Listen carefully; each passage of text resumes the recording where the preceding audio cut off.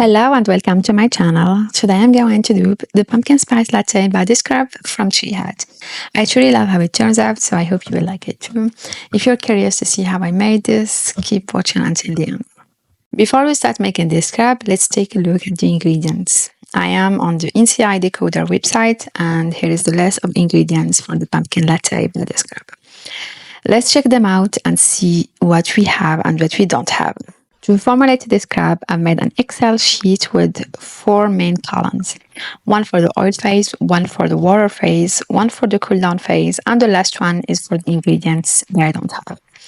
This helps to see which ingredients go into each phase. In the oil phase, we have ingredients like silica, which gives the scrub its jelly texture that tree hat scrubs are known for. There is also Polysorbate 20, emulsifier and solubilizer. We also have Sweet Almond oil, Shea butter, Avocado oil, Safflower oil, Macadamia oil, evening primerose oil, and orange peel extract. I'll be using orange peel infused oil instead of the extract because I don't have it. For the water phase, we have aqua, which is water, and glycerin and humectants. It's a smaller water phase, but it will help with the texture and add more hydration for this scrub. In the cool down phase, we have the sugar. I'm using fine granulated sugar, regular one, pumpkin extract, ascorbic acid, which is vitamin C, tocopherol, which is vitamin E, along with Phenoxyethanol as the preservative. I am using pumpkin spice fragrance oil for this. For color, she uses yellow and red to get that orange hue that they have, but I'll be using Orange Mica to color my scrub. For the ingredients I don't have, I'm substituting caprylyl glycol, which is an emollient, with capric triglyceride. For the others, I'll just leave them out. Now that we know which ingredients we need, let's make the scrub. We'll start with the oil phase. Here are the ingredients I'm using: almond oil, orange oil, macadamia oil, Polysorbate 20, avocado oil, safflower oil, capric triglyceride, shea butter, and silica. To make this, all you need to do is combine oil phase ingredients in a heat-safe container because we're going to heat this mixture. By the way, you'll find all the ingredient list with the amounts in grams in the description box below and also in the black post that comes with this video. Leave your oil phase aside and let it sit. Now let's move on to the water phase. This phase is super simple, with just 3 ingredients, glycerin and distilled water. Mix them together until the glycerin is completely incorporated into the water.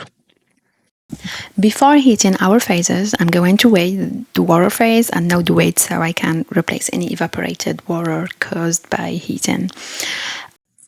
Cover both phases and heat them until they reach around 75 degrees Celsius. Once they reach the right temperature, remove them from the heat. After heating, I reweigh the water phase to see if I need to add any water. Since I covered my beaker, I didn't use too much, so I just added a few drops to bring the water phase back to its original weight before heating. Slowly pour the water phase into the oil phase while mixing. Since this is a very small water phase, you don't need an immersion blender. I'm just using this small milk frother. So keep mixing until both phases are combined to form the base for the scrub. Now that we have both phases combined, cover your beaker and let it cool down at room temperature. The first thing I noticed when making this is that the silica I have doesn't gellify the oils, so I feel like I don't have that jelly base for the scrub, but whatever, let's continue and see how it turns out.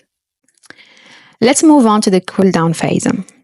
Add the ascorbic acid, which is vitamin C, vitamin E, fragrance oil. For the pumpkin extract, I don't have a store-bought one, so I'll be using my homemade glycerin-based pumpkin extract. If you want to learn how to make your own, I have 2 videos on this, so go check them out. I've put the links in the description box. And of course, I'm adding the preservative to extend the shelf life of the scrub. Mix well until everything is incorporated. And the last ingredient is sugar. Add the granulated sugar and mix it into the base until it's fully combined. Now for the fun part, I'm adding Orange Mica powder to give my scrub a nice color similar to Tree Hat's pumpkin spice scrub.